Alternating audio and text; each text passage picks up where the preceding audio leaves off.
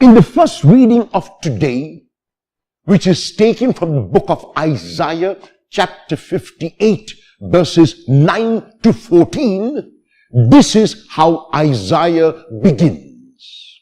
If you do away with the yoke, if you do away with the clenched fist, if you do away with the wicked word, then your light will shine forth brightly. Your light will shine in the darkness.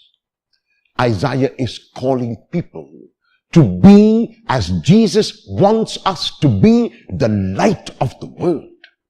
And how does one become the light according to Isaiah? By giving bread to the hungry, by reaching out to the homeless, by being concerned about the millions who live in poverty. Isaiah's light is not merely a light which is verbal. Isaiah's light is not a light which will shine with simply proclamation. Isaiah says that the light of an individual will shine when that person shows in action the deeds that he or she believes in his or her heart. And Jesus shows us in the gospel text, which is taken from the gospel of Luke, chapter 5, verses 27 to 30, when he calls Levi the tax collector.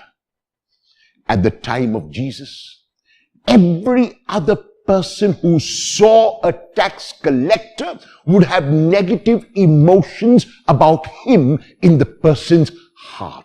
When passing by the tax office, many would possibly curse the tax collector sitting there because they were regarded to be on the side of the Romans who had occupied the whole of Palestine. Jesus, however, sees in Levi not a tax collector, not a sinner, not someone who is a robber and on the side of the Romans. He sees in him a potential disciple. He looks as Isaiah wants us to look, and he calls to Levi. This positive look on the part of Jesus results in Levi leaving his tax office, leaving his profession, and becoming a transformed man. The bread which Jesus gives to Levi is not only the physical bread, it is the bread of looking intently and looking with love. When Jesus saw Levi, he saw a person who could rise above his thievery. He saw a person who could rise above cheating and charging extra. He saw a person who could rise above being concerned only about himself and also sharing his bread with the hungry. And Levi responds to that call.